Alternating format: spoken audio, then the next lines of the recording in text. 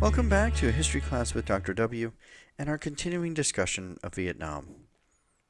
We've spent the previous lectures talking about the many challenges and weaknesses in the American approach to combat in Vietnam in the mid-1960s. In this final lecture, in this section, we'll focus on one of the most notorious issues that confronted the American troops during this time, the issue of body counts.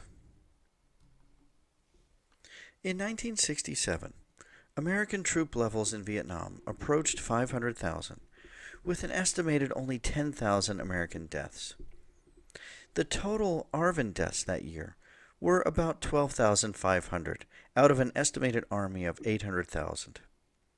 So the United States was actually shouldering a good bit of the work.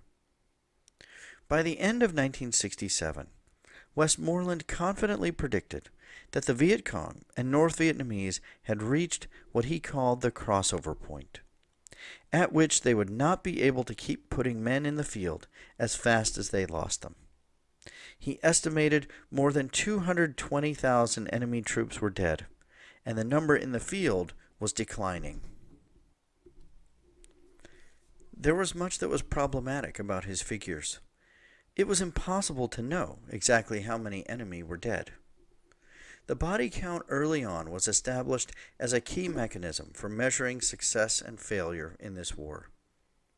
This led to a huge amount of paperwork and reckoning to be done in offices during the war. Ultimately, body counts became a method for determining promotion of officers. This led to enormous problems and controversies in how the war was fought on the ground. Officers in the field simply had to produce body counts. This led some officers to order especially risky missions, perhaps against large enemy positions or night patrols, because they were more likely to produce a high body count. Production was typically kept on a scoreboard, and often was done in competitive fashion. Points were deducted for American casualties and added for enemy deaths. The competition was intense. Sometimes leave time was determined by body counts. As one soldier recalled, some units were given a quota for a week, and if they didn't get it, they were just sent out again. This led to even more difficulties. Just trying to count the bodies was challenging. There were many soldiers killed after an engagement as they attempted to go back into the combat site and count the bodies. This also led many soldiers and officers to ignore the rules of combat and even to ignore killing civilians. The unwritten rule, if it's dead and Vietnamese, it's VC, often carried the day. Soldiers were hasty about warning civilians of an attack. They would often shoot first and count bodies later. Also, the custom came to be, if someone ran away, they must be the enemy. But whose instinct is it not to run from a helicopter hovering over the village or soldiers firing weapons? Many civilians, women, children, and elderly were killed in these sorts of attacks. American soldiers came to be desensitized to civilian deaths. They became run-of-the-mill. Here's just a sampling of some of the jokes, poems, and so on that came out of this period. Vietnam, man. Bomb 'em and feed 'em. Bomb 'em and feed 'em. Bomb the schools and churches. Bomb the rice fields too. Show the children in the courtyards what napalm can do. When we kill a pregnant woman, we count it as 2 VC, 1 soldier and 1 dead cadet. And finally, another soldier said, what you do is, you load all the friendlies onto ships and take them out to the South China Sea. Then you bomb the country flat. Then you sink the ships. There are countless other phrases and jokes along these lines. And perhaps we might say, are we taking these jokes too seriously? But clearly they indicate a blurring of the lines between who was the enemy and who were friendly civilians. Americans were becoming all too accustomed to simply killing anyone in their path and claiming in the aftermath that they were all the enemy. This process also led to falsified reports.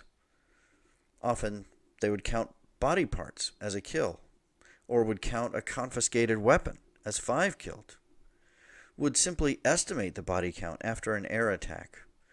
And after all that, often the base camp would double the figure simply to account for the difficulties in obtaining a true account. The records of figures being enhanced just so they could tell the survivors of Americans killed that they had died heroically, taking many casualties on the other side. And others doubted the final figures in any case. It was apparent that a stalemate ultimately meant victory for North Vietnam, and that American body counts and the numbers they were reporting were simply irrelevant to what was actually happening in the field.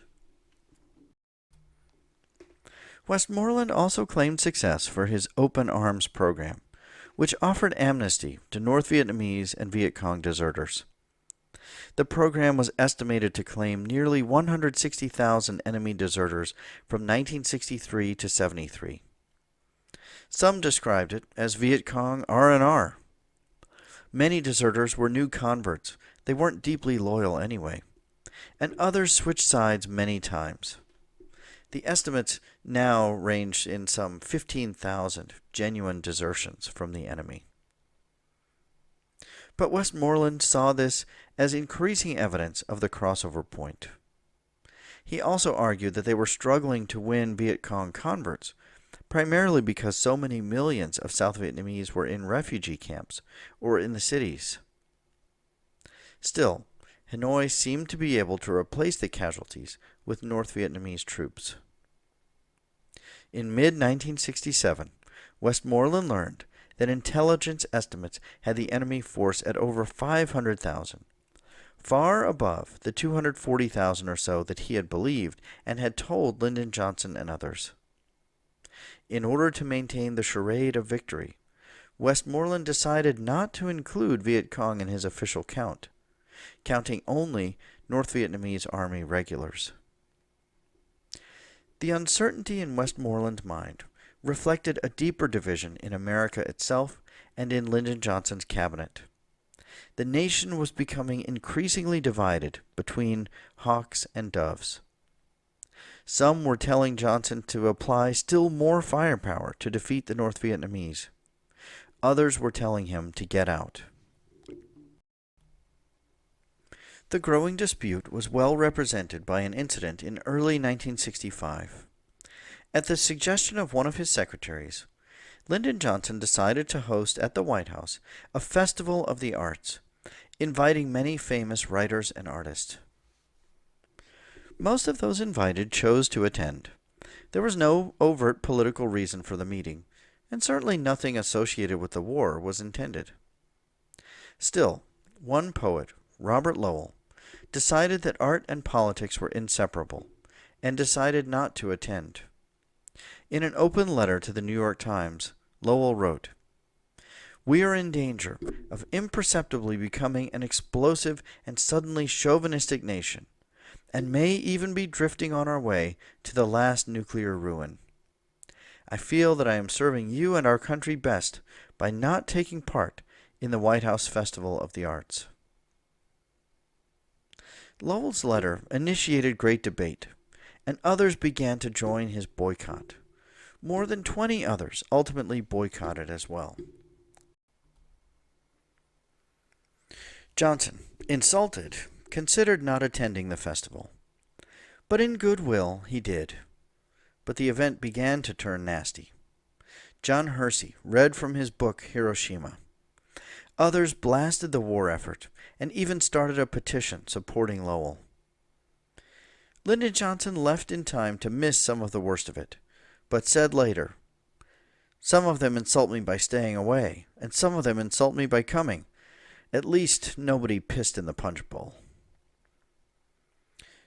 This episode reflected the growing discontent in the United States about the nature of the war. But by early 1968, after the North Vietnamese launched the Tet Offensive, the perspective would really change.